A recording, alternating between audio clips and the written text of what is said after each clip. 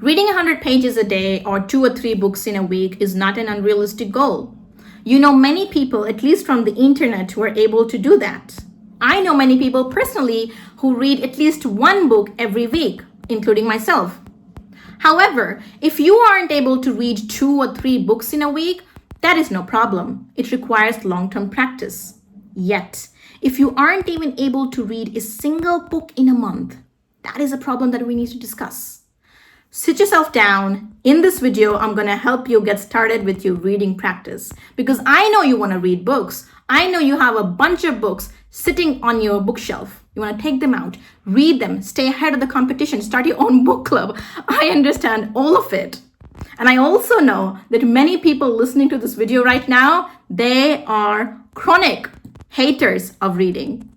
So if you have a chronic dislike for reading, the tips shared in this video or any other video for that matter are not going to help you. And that is the mistake that most people make. They listen to a bunch of videos on YouTube, generate information on ChatGPT and AI platforms or Google, and they try to apply it without taking the pre-step.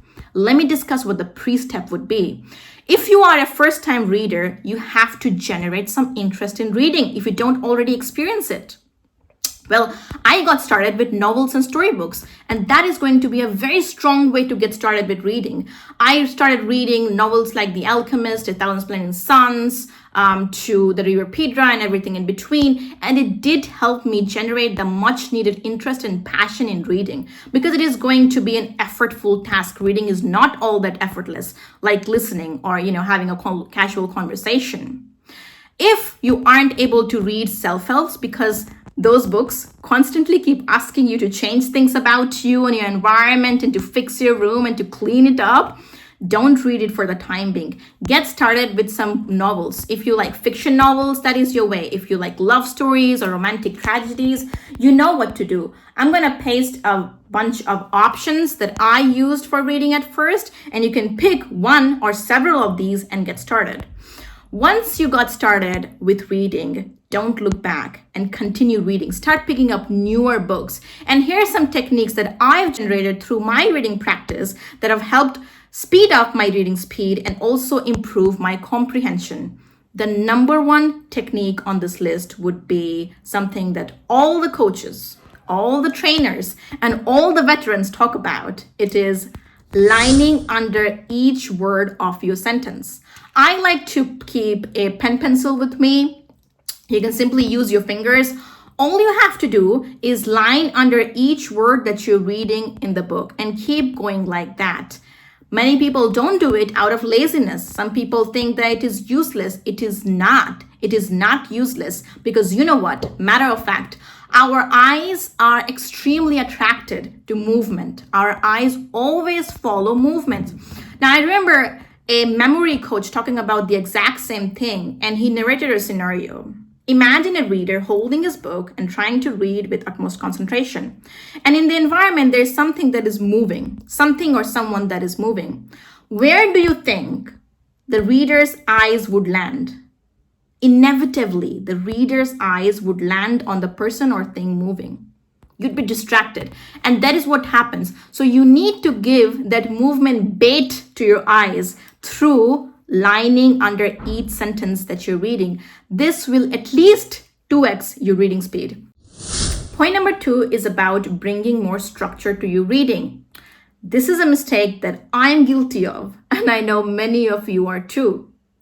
I never read the headings or the subtitles or even the content list. I would just get started and read as much as I could and forget about it. My comprehension was not as good as it is now that I've introduced these changes to my reading pattern. I'm going to tell you something. These changes are worth it. I've started reading the headings, plus the subtitles, plus the first and the last lines of a page. Your brain always needs some structure to walk upon. You need to know exactly what to expect from that particular chapter or page.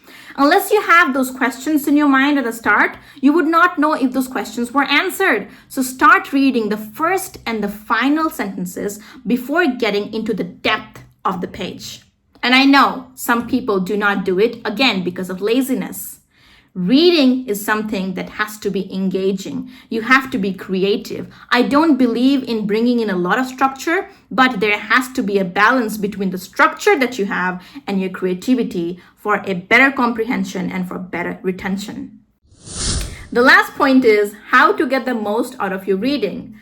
The common question that I get from English learners is that, Richa, will reading make me a better speaker? Hell yeah! Only if you took care of two things. You're learning enough vocabulary and you're absorbing the ideas. Because the challenges in a conversation are not just related to vocabulary or grammar or pronunciation. Sometimes it is also about ideas. Yet, vocabulary is one of the most important things that you have to focus on while reading. What I personally like to do is, whenever I come across a new word or a phrase that I'd like to use or that I'd like to add to my vocabulary bank, I go over the same sentence 3 times continuously. And again, don't do it mindlessly just for the sake of it. Try and understand how that word or phrase is used in that context, and then rehearse right then and there. It is not time consuming. It might feel unnatural, yet it is not unnatural at all. When you come across that word, read it. Check the pronunciation if you're confused, and then try to rehearse the situation in which you would use it. Ask yourself the question, where am I going to use it? If the answer is simple and the answer is prompt, definitely underline the word and take notes. If the answer is not so prompt, then maybe you can skip it for the time being. I recommend this powerful study technique, active recalling, wherein you narrow down your reading into 10 words, max to max, and then you shut the book, put it to the side. There has to be this visual of shutting the book and putting to the side, because that kind of creates a psychological pressure that we feel while speaking. If you have the book open right in front of you and you're trying to recollect something, that is actually an easier way of doing it. But then if you don't have the book in front of you or you see it is closed, it becomes more difficult, and that is what you have to learn. Close the book, try to recollect all the 10 words or phrases that you underlined in one go. Obviously, in the first go, you might not be able to recollect all the 10 words in the same chronology, so do it a few times. Now, once again, if you're trying to learn more vocabulary through reading, let me tell you, you're on the right path, but you need to apply the techniques. Rehearse, repeat, and then active recall. Whenever you come across a new word, step 1, go over it 3 times. That's worked for me personally. It will work for you, most probably. But if you need to go over it more times, or maybe just 2 times, that is also okay. Step 2, check the pronunciation if you're confused. Step 3, rehearse. Try to imagine yourself using that word in a situation. How would you do it? Again, ask your brain this question. Will I be able to use this word in conversations? If your brain gives you a quick response, that means it is definitely a yes, and go ahead with it. Take notes. The final step is active recalling. At the end of your each reading session, I want you to narrow down your reading into just 10 words. Don't go beyond that. Our brain also has a capacity. And try to recall those words in the same chronology as far as possible after shutting your book and putting it to the side. Because if you have a book open in front of you, that is basically your security blanket, and you do not have a security blanket when you're speaking in real life.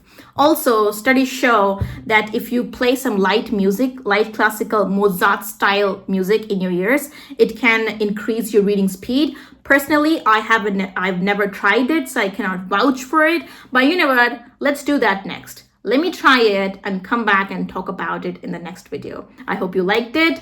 I'm going to see you again in the next one. Bye-bye.